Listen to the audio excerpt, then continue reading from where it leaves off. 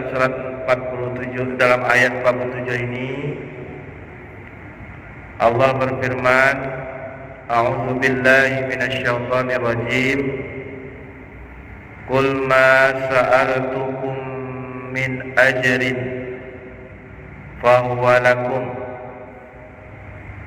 in ajriya illa 'ala Allah wa huwa 'ala kulli syai'in syahid. Baca balik. Katakanlah Muhammad, imbalan apapun yang aku minta kepadamu, maka itu untukmu. Imbalanku hanyalah dari Allah, dan Dia Maha mengetahui segala sesuatu. Ya. Jadi Allah Subhanahu wa taala berfirman, "Qul," katakanlah ya Muhammad, "Ma sa'altukum min ajrin." Aku tidak meminta kepada kalian upah atas dakwah dan ajakan dan seruan yang kusampaikan kepada kalian. Fahwalakum, ya, maka itu adalah milik kalian.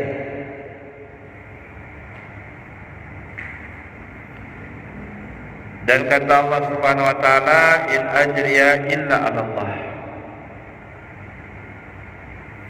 In ajriya illa 'ala Allah. Dan sesungguhnya upahku itu tidak lain dan tidak bukan hanya dari Allah Subhanahu wa taala. Dan dialah Allah Maha menyaksikan atas segala sesuatu. Jamaah rahimani wa rahimakumullah,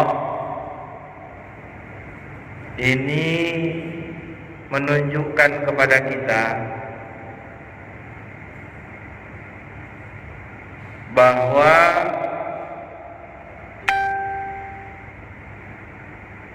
dakwah yang dilakukan oleh para rasul dan para nabi, seluruhnya para nabi dan para rasul itu tidak pernah meminta upah atas dakwahnya tadi.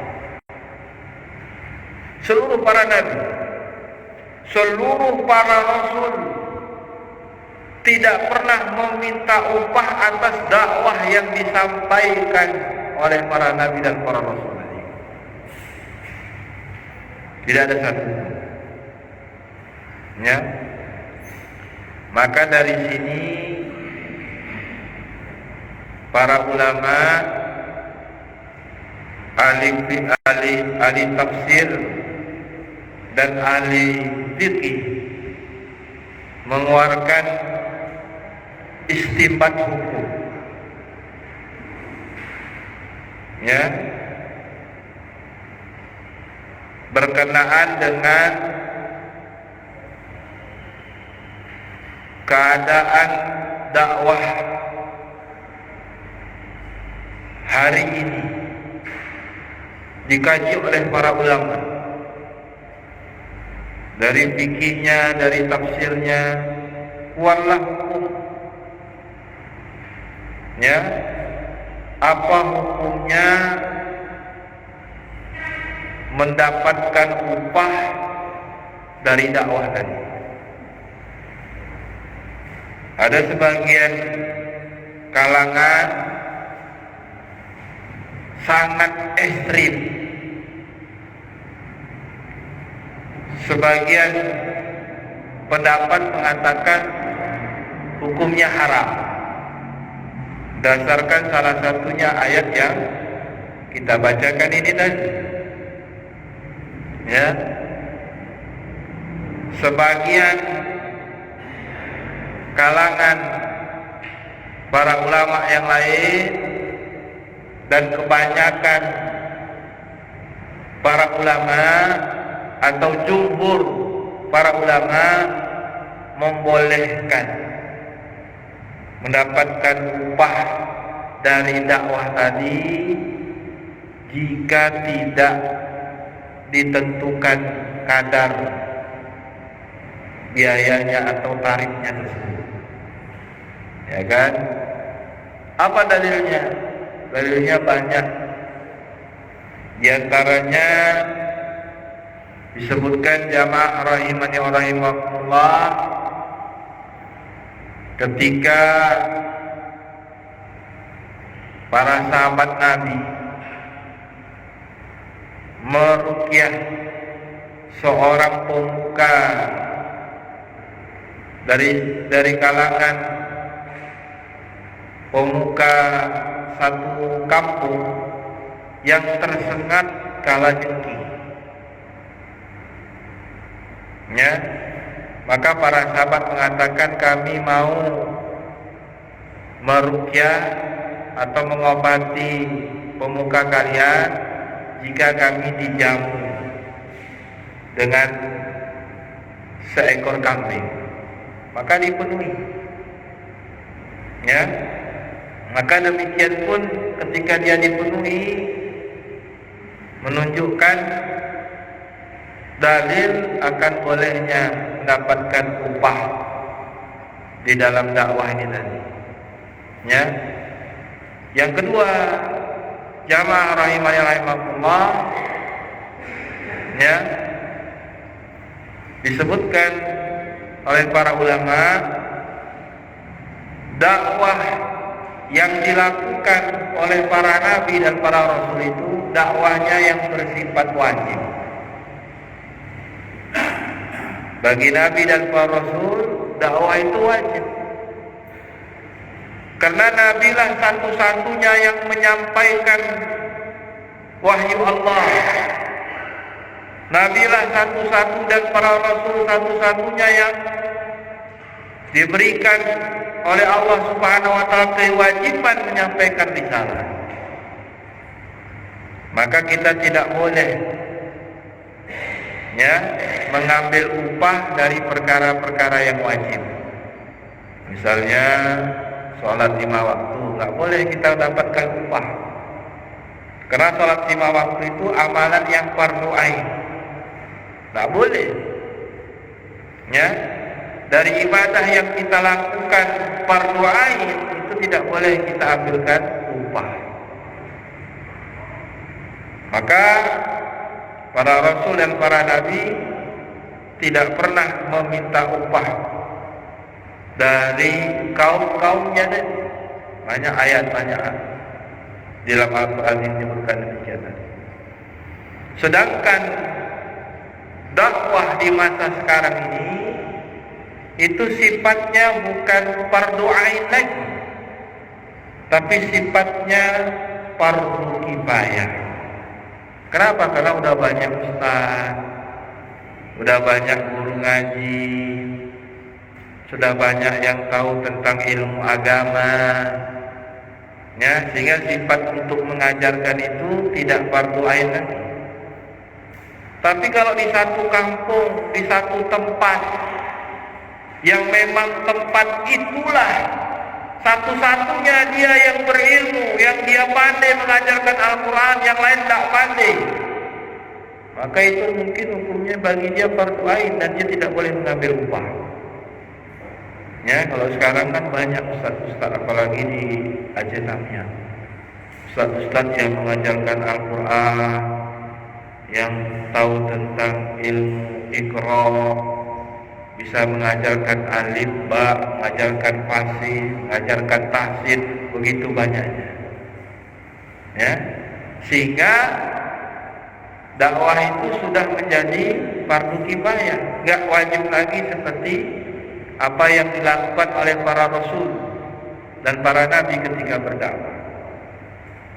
Sehingga jumhur ulama membolehkan kita untuk mengambil upah dari dakwah ini. Tapi jamaah rahimani wa rahimakumullah, tetap jangan dijadikan tujuan utamanya adalah mengambil upah. Ini tak boleh. nggak boleh. Tujuan dari rumah, tujuan dia mengajar, awalnya itu tujuan primernya, tujuan utamanya adalah mendapatkan upah. Kalau ini yang dia lakukan adalah haram, ya, mesti dia tujuannya menjadi tujuan primernya, tujuan utamanya tetap mendapatkan pahala dari Allah Subhanahu wa taala. Ya. Tujuan utamanya.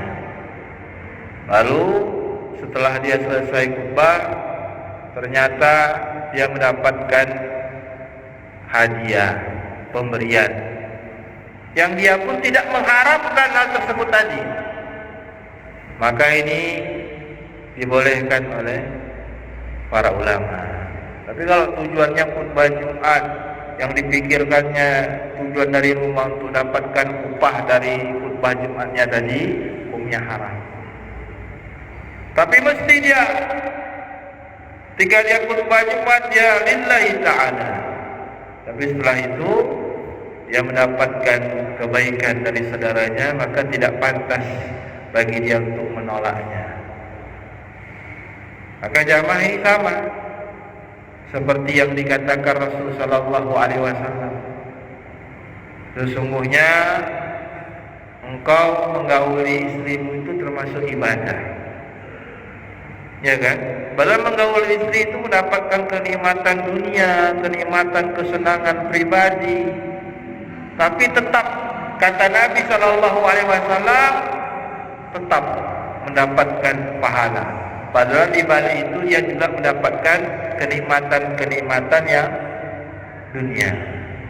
Maka para ulama menguatkan, merojihkan bahwa ya dibolehkan mendapatkan upah dari mengajarkan Al-Quran, dari berdakwah, selama itu bukan menjadi tujuan utamanya. Tujuan utamanya tetap lillahi ta'ala. Sehingga ada ulama yang mengharapkan, misalnya boleh panggil saya, tapi harus bayar 100 juta. Itu haram lah. Dia tentukan tarifnya. Ya. Kalau dia bahasanya begini, saya bisa berdakwah ke kota Anda, ke Medan misalnya, dari Aceh ke Medan. Ya. Tapi ya, transport saya bagaimana pulang pergi? Sudah Pak, saya tanggung. Itu nggak ada masalah. Ya, rupanya sampai sana nggak jadi dakwah. Hujan lebat, petir, mati lampu, nggak ada yang datang. Nggak jadi dakwah. Ya, maka sesuai dengan perjanjiannya tadi, PKM masjid harus memberikan transportasi kepada dia tadi. Kalau perjanjian itu. Kalau tidak ada perjanjian, ya, misalnya saya diundang ke masjid, Ustaz nanti malam bisa ngisi, bisa datang saya ke masjid. Ya, ada perjanjian transportasi. Tiba-tiba hujan lebat, gak ada taklim, gak ada pengajian, mati lampu. Tidak ada kewajiban bagi BKM itu untuk memberikan uang transportasi, karena tidak ada perjanjian sebelumnya, ya kan? Gak ada transportasi. Sama kita kebanyakan ustaz-ustaz kita kan kalau diundang nggak pernah nanya uang transportasi. Begitu datang ngisi pengajian, selesai pengajian, ya kalau dikasih alhamdulillah, kalau nggak dikasih nggak apa-apa. Kan gitu semua ustaz-ustaz. Nggak ada satupun yang mengakatkan di awal. Maka ini tidak ada hal yang mengharamkannya. Jangan kita berlebihan, ya. Yang namanya ikhlas itu bukan dilihat terima amplop atau tidak. Menerima amplop tidak mengurangi keikhlasan. Selama tujuan utama kita itu adalah Allah Subhanahu wa ta'ala. Ini dipahami. Karena sebagian orang katanya kalau terima amplop habis ngajar jual agama, ya kan? Jual ilmu, tidak boleh. Ya, nggak boleh kita hukumi orang seperti itu, zalim kita. Karena tujuan dia mengajar lillahi ta'ala, masalah hati kita tak bisa ukur. Ya. Tapi kalau dikatakan orang yang tidak terima amplop ikhlas, tidak betul juga. Karena bisa jadi dia nolak amplop itu supaya dia dianggap ikhlas, ya kan? Supaya benar-benar dia dikatakan orang ini luar biasa. Bisa jadi dia terjerembab kepada perkara-perkara riya. Lebih berbahaya lagi orang yang menolak amplop tadi. Ya, supaya ini, supaya itu lebih bahaya lagi. Maka jamaah, kita mencermati perkara-perkara ini, jangan sampai kita tuh berlebih-lebihan. Jangan juga sampai kita tuh bermudah-mudahan. Kita berada di tengah-tengah sesuai dengan syariat Allah, Al-Quran dan hadis, dan pemahaman para ulama. Jangan lepas. Jangan kita pahami sendiri ayat-ayat Al-Quran dan hadis-hadis Nabi Sallallahu Alaihi Wasallam. Itu. Kemudian kata Allah Subhanahu wa